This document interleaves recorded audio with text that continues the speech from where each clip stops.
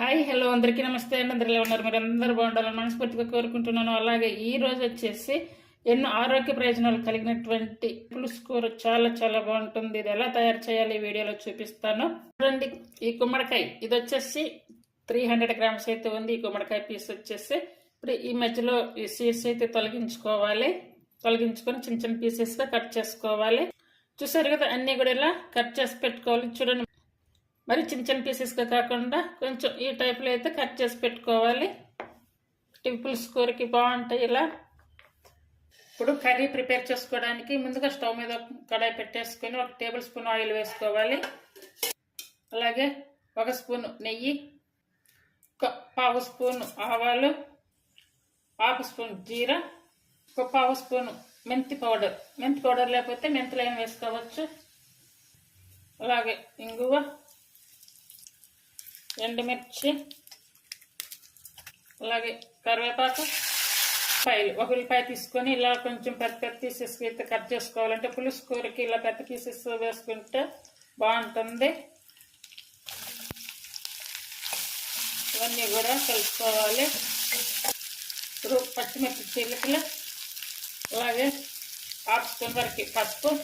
ఇప్పుడు ఇలా ఉడికించుకున్నాక ఇప్పుడు మనం ముందుగా కట్ చేసుకున్నటువంటి ఈ గుమ్మడికాయ ముక్కలు వేసుకోవాలి.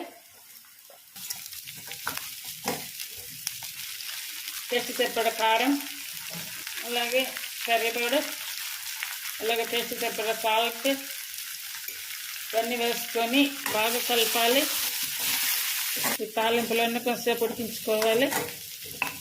గుమ్మడికాయ కూర తాలింపులు ఉడుకుతుంది కదా, ఇప్పుడు చిన్న అల్లం ముక్క చూడండి, అలాగే 2 లవంగాలు, 1 చిన్న చెక్క, ఈ 3 ఇలా దంచుకొని అందులో వేసుకోవాలి. ఇలా పచ్చగా దంచుకొని కర్రీలో వేసుకోవాలి. ఇప్పుడు ఇలా ఉడికించుకుంటున్నాం కదా, ఇప్పుడు ఈ దంచుకున్నటువంటి అల్లం, చెక్క, లవంగం వేసుకోవాలి. ఒకసారి బాగా కలుపుకోవాలి. చిన్న లెమన్ సైజ్ అంతా తీసుకొని చింతపండు ఇలా వాటర్ పులుసు తీసుకొని వేసుకోవాలి. ఇప్పుడు చింతపండు పులుసు తీసుకున్నాము కదా, ఇప్పుడు మనకి కర్రీకి సరిపడా వాటర్ అయితే వేసుకోవాలి. ఇందులో నేనైతే హాట్ వాటర్ వేసాను. హాట్ వాటర్ ముందుగా కాచి పెట్టుకొని ఇలా వేసుకోవాలి. ఈ పులుసు అంతా కూడా మంచిగా ఉడికించుకోవాలి. అంటే 10 నిమిషాలు మిడిల్ ఆన్ మీదకి మార్చుకుంటూ మూత పెట్టి ఉడికించుకోవాలి. ఒకసారి ఇది ఉడికిందో లేదనేది ఒకసారి చెక్ చేసుకో. మెత్తగా అయితే ఉడికింది చూడండి. ఇప్పుడైతే బెల్లం వేసుకోవాలి. ఈ బెల్లం వేసాక ఒక 5 నిమిషాలైనా ఇలా ఉడికించుకోవాలి. సిమ్ మీద పెట్టేసుకొని సన్నగా కట్ చేసుకున్న కొత్తిమీర వేసుకోవాలి. గుమగుమలాడుతూ గుమ్మడికాయ పులుసు చాలా చాలా బాగుంది. ఈ పద్ధతిలో మీరు కూడా తయారు చేయండి. చూడండి, పులుసు కూడా ఉంది. ఈ రెసిపీ మీకు నచ్చినట్టయితే ప్లీజ్ లైక్ చేసి, షేర్ చేసి, సబ్స్క్రైబ్ చేయండి. హైప్ ఆప్షన్ ఉందండి, హైప్ ఆప్షన్ ఇచ్చి ఛానల్ సపోర్ట్ చేయండి. కర్రీ ఎలా మరుగుతుందో చూసారు కదా, చాలా బాగుంది. ఇప్పుడు స్టవ్ ఆఫ్ వేసుకోవాలి. ఈ గుమ్మడికాయ ఆరోగ్య ప్రయోజనాల గురించి అందరికీ తెలిసిందే కదా. ఇప్పుడు ఇది ఒకసారి చేయడానికి అయితే ట్రై చేయండి, చాలా చాలా బాగుంటుంది. మీకు నచ్చితే కనుక చేయడానికి ట్రై చేయండి. Thank you for watching.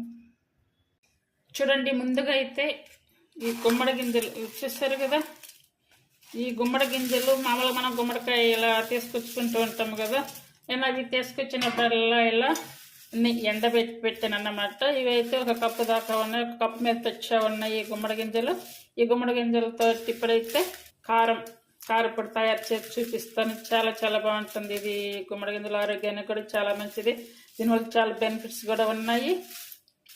ఇవి బాగా ఇలా గలగలాడేలా ఎండబెట్టుకోవాలి. స్టవ్ మీద కడాయి పెట్టేసుకొని ఇందులో గుమ్మడి గింజలు అయితే వేయించుకోవాలి. ఇందులో ఆయిల్ వేయకుండా కంప్లీట్గా సిమ్ మీద పెట్టేసుకొని అంటే మాడకుండా వేయించుకోవాలి. ఆ వేడి తగిలేకపోతే ఆ గుమ్మడి గింజలు కూడా చూడండి కొంచెం ఇట్లా పొంగినట్టుగా కూడా వస్తున్నాయి. ఇప్పుడు ఇలా వేయించుకున్నాం కదా, ఇవి తీసి పక్కన ప్లేట్లో పెట్టేసుకోవాలి. ఇప్పుడు ఇదే కడాయి పెట్టుకొని ఎండుమిర్చి అయితే నేను ఒక 6 అయితే తీసుకున్నాను. ఇలా చిన్నగా కట్ చేసుకున్నాను అన్నమాట. తీసుకొని విత్తనాలు ఇప్పుడు 1 స్పూన్ వరకు ధనియాలు వేసుకోవాలి.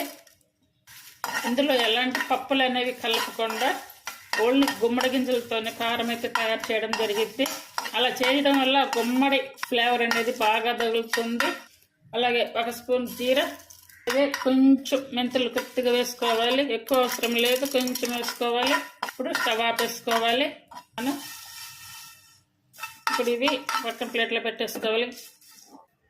ఇప్పుడు ఇవన్నీ ఇలా చల్లారి పెట్టుకున్నాము కదా. ఇప్పుడు ముందుగా అయితే ఈ మిర్చి ధనియాలు వేసుకోవాలి, మిక్సీ పట్టుకోవాలి.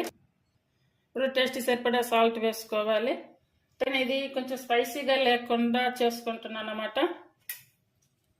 అలాగే ఇప్పుడు వేయించుకున్నటువంటి ఈ గుమ్మడి గింజలు వేసుకోవాలి, పట్టుకోవాలి. అలాగే చిన్న చిన్న 10 వెల్లుల్లి రెబ్బలు అయితే వేసుకోవాలి. చూడండి కారం అయితే ఇలా వచ్చేసింది కదా. ఇప్పుడు స్టవ్ మీద అదే కడాయి పెట్టేసుకోవాలి. 1 టేబుల్ స్పూన్ వరకు ఆయిల్ వేసుకోవాలి. 1/2 స్పూన్ వరకు జీరా, కొన్ని కరివేపాకు రెమ్మలు. తాలింపు పెట్టుకున్నాక కొంచెం చల్లారి పెట్టుకొని మనం ముందుగా మిక్సీ పట్టుకున్నటువంటి ఈ గుమ్మడి గింజల కారం అయితే ఇందులో వేసుకోవాలి.